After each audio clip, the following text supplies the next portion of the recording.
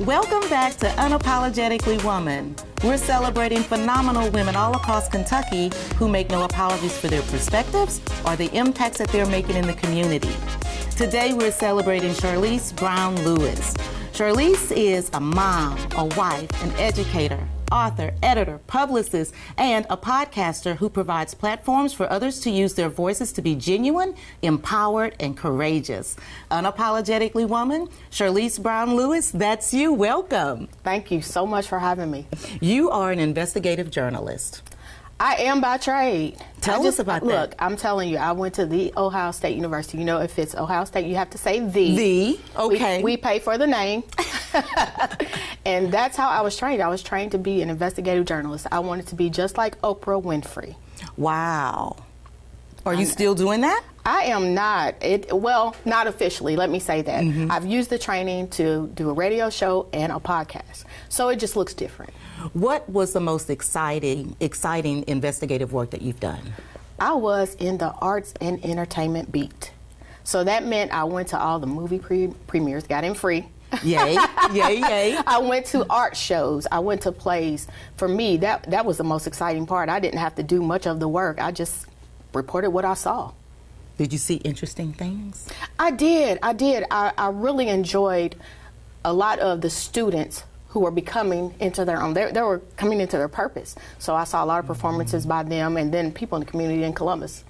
Well, you've done a lot of work, but you said that your greatest accomplishment is being a great mom and wife. Absolutely. Absolutely. We have one child, Chloe. She's 13 years old. She goes to Morton Middle School, and she is a budding track star. Yay. Yes. Just tell us a little bit about her, because your eyes lit up, so you got to talk about her now. Oh, I'm telling you, the story of Chloe's birth is in my book, From the Test to the Testimony. Our daughter is actually, she's adopted.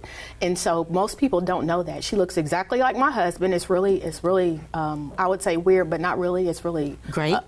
A God gift. Really is what it is. And so her story is so much embedded into my purpose and who I am. And just really, she's an awesome kid. She's smart. She's so athletic, and she is an artist. So she loves to draw. So I would say that maybe you can relate to women that might have fertility issues. Absolutely. And want to be a mom. Absolutely. And a lot of times that's a part of my platform. You know, how do you become a mom? And I say all the time, because my faith drives who I am in all areas. So, you know, I said one time I had a conversation with God, and what he asked was, do you want to give birth or do you want to be a mother? And I said, I want to be a mother. And that's how it happened. That's exactly how it happened. Ask the question and be surprised with the answer. I'm telling you, I call it all the time God's exactness, because when she came to us, she looked just like my husband, and it was weird. and you're getting to be that mom. Giving birth does not make you a Absolutely, mom. it does not. It does not. And you can be a mother figure to a lot of people. Like for me, I'm in education, so I'm a mentor to a lot of students, and all across my entire career, you know, I've met so many students who, you know, they are literally motherless. They don't know their mothers, they weren't raised by their mothers, and they are looking for the mother figure. And I've been able to be that. So you step in because you've been in education your entire career. Absolutely. In some form or fashion. From pre-K all the way up to collegiate. You are a professor, college professor, actually. I have been at Kentucky State University, my alma mater, woo woo. BCTC, Georgetown College, Berea College, American National University. I've been an adjunct at all those places. So how are the students similar or different at those? Because those are different kinds of schools. I don't know that they are different. All of them are trying their best to find their purpose, to find their fit. You know, who am I going to be when I grow up? How do I get the support system I need, and how can I be an advocate for myself? They're not that different. They're not that different. And so when you're meeting and you're talking to them, I know when I was in college, I stepped into the college doors and I didn't really know what I wanted to be. Absolutely. Had no idea. Yeah, and part of that is my background in college and career readiness, always helping students develop or become. You know, Michelle Obama, she said becoming, right? So it's all about we're becoming every single day. And you don't have to choose one thing, and that's my greatest asset, I would say. I don't have to be this or that. I can be this and that, and it's okay. And you have been this and that. I think I have in this season, yes, absolutely. Okay, so you've been an editor. Yes, I edit books for people, and I help them in the self-publishing realm. Well, wait a minute. Don't just say that. For people, you are people. You've got a book. I do, and that's not even where it started. It actually started with me helping one of my relatives write her book. She had a learning disability, dyslexia, and I really was assigned to assist her to bring her book baby to birth, and it was awesome. I did not think it was going to start a different piece of my career, but it did. How did it affect you? I think for me, that line of write the vision and make it plain, it always sticks with me because I allow people to just be genuine in telling their stories. And so it really empowered me to tell my own story about my fertility issues and how did I overcome that? How did I not feel like that thing we call less than a woman just because you can't give birth? And that's really not what it is. It has nothing to do with that. It has nothing to do with birth and womanhood. That's really not what it is. It's about how do you really nurture. And you can nurture kids that you don't birth. You can nurture somebody else's child. And so I think that is also just a part of who I am naturally. Wow. And that is what is the title of the book for those who might want to? It's called From the Test to the Testimony. It's an anthology of women's faith stories. So I had 6 other women write for that book, and I served as the editor for it. And do you think that this is I know that this is very challenging for a lot of women who feel less than because they can't give birth. Right. For whatever reason. Right. And how do we get people past the point of thinking that they are a failure in their own womanness? Well, you also have to be honest about the health risk. People don't want to be honest that it may not be safe to carry and give birth to a child.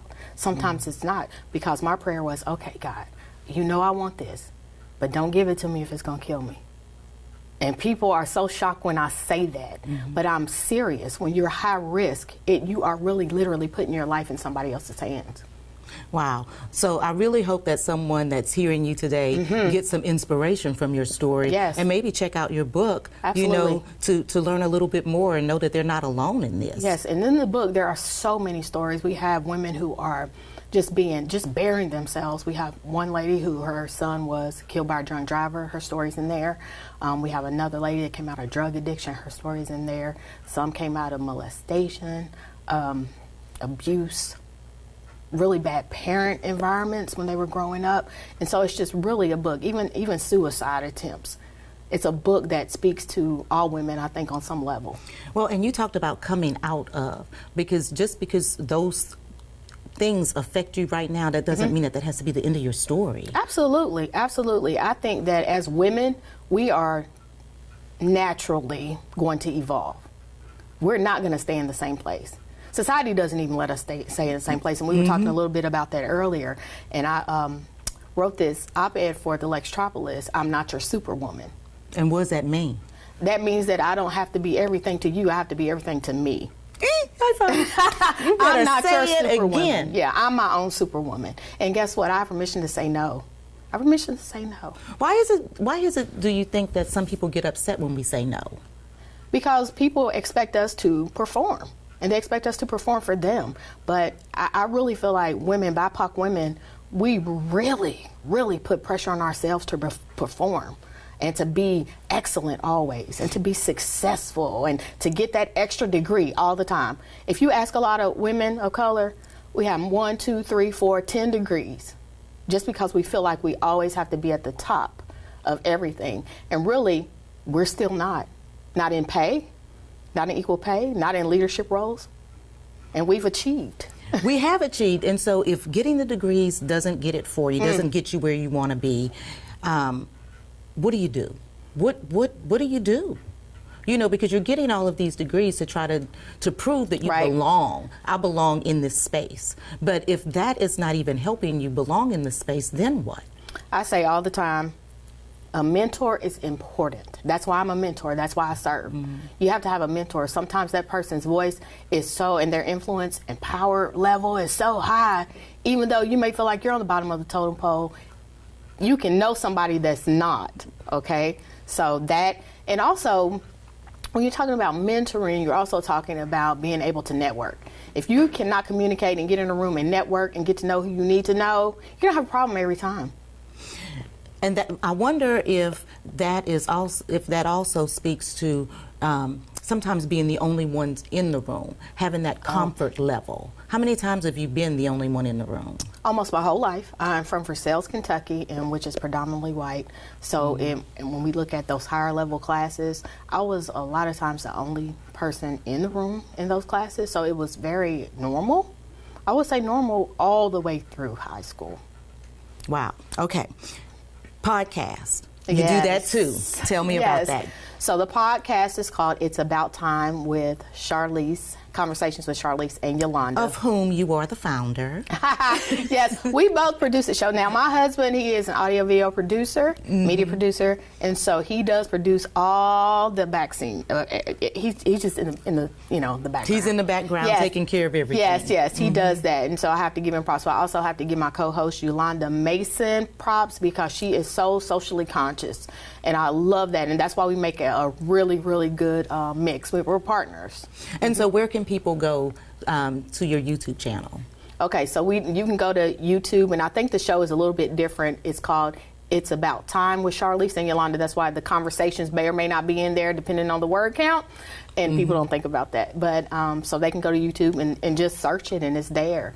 And it's also on Anchor, Pocket Cast. You can go almost anywhere, and even if you Google it, it'll pop up. So you didn't just show up and arrive, Charlize. You did not just arrive. I'm telling you. Tell me about your story.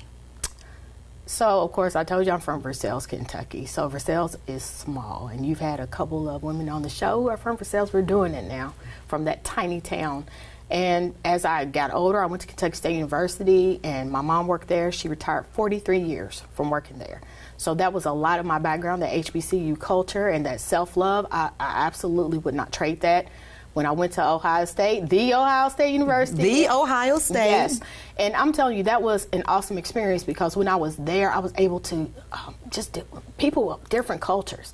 And I learned some things that I would have ordinarily not known about people and their upbringing and how they are either able to interact or not interact based on their upbringing. And it's a whole different kind of vibe to the campus because it was 40,000 students at the time. I thought, oh Lord, I'm gonna get lost just walking from class to class. And so it was also about learning who I was because I was away from home for the very first time. It's absolutely the journey. I met some friends there that I'm still friends with to this day. I actually did an internship. It was a fellowship really in Washington, D.C. At the United States Department of Agriculture, and I met people there that I'm still friends with. I've had an interesting journey. I worked in 4-H, I worked at Toyota, I worked at Lexmark. I've done some very interesting things in my life. And I also went to the University of Kentucky and worked on a degree in higher education. So I have all of these, interesting educational background and professional background. But I will say this. I don't think I truly stepped into who I was until the year of the pandemic, 2020. What do you mean by that? I will say, when you sit in the house and you just sit and think, it also was very creative time for me. So I was able to say, all these ideas that I have in my head, I'm able to map these things out. And that's what happened. That's how we got a podcast. That's how we got a radio show. That's how I started editing a lot more books. I have clients in a lot of states in the United States. And I was just like, wow. And it just exploded. And so, again, I just thank you for having me here because I got here for all the stuff and everywhere I am right now. And I'm so grateful for it. My friends tell me, oh, you are everywhere. I'm like, well, I didn't actually mean to be, but I'm just grateful. It is. I'm grateful that I was able to finally birth some of those things that were just the ideas. And I will say, my husband, Robert, he goes along with every idea that I have. And he better. That's his job. That's his job. And he makes everything better. I'll be honest. He is such a professional in his craft. He makes everything better. Wow, you're so blessed. I am. You are so blessed. I am. So when you have young women or young girls looking and saying, because people look at you and they think, oh, she just got there. Oh, no. What kind of I know, but what kind of advice would you give to young girls, young women? And I mentioned this before, get a mentor. Someone who can give you a backdoor access and then all this knowledge that you don't even pay for. Because I'm telling you, if there's some knowledge you want in this world, you will pay for it. but a mentor offers himself or herself freely to assist you to get where you're trying to go in life. Always get a mentor, but also have a plan. Have a plan. Now you may, kind of deter from the plan, but always have a plan, because you have to have goals, and you have to have an end game in mind. And one thing about me is I always know what I want it to look like at the end, and then I reel it back. And I tell people all the time, you have to decide who you want to be today. But who you want to be today is not who you have to be tomorrow. You can change your mind. You have permission to change your mind. Thank Absolutely. you so much. Yes, absolutely. You guys heard it. You have permission to change your mind. Who you are today is not who you have to be tomorrow. Continue to watch as we celebrate other phenomenal women in Kentucky who are kicking it and making changes. I'll talk to you soon.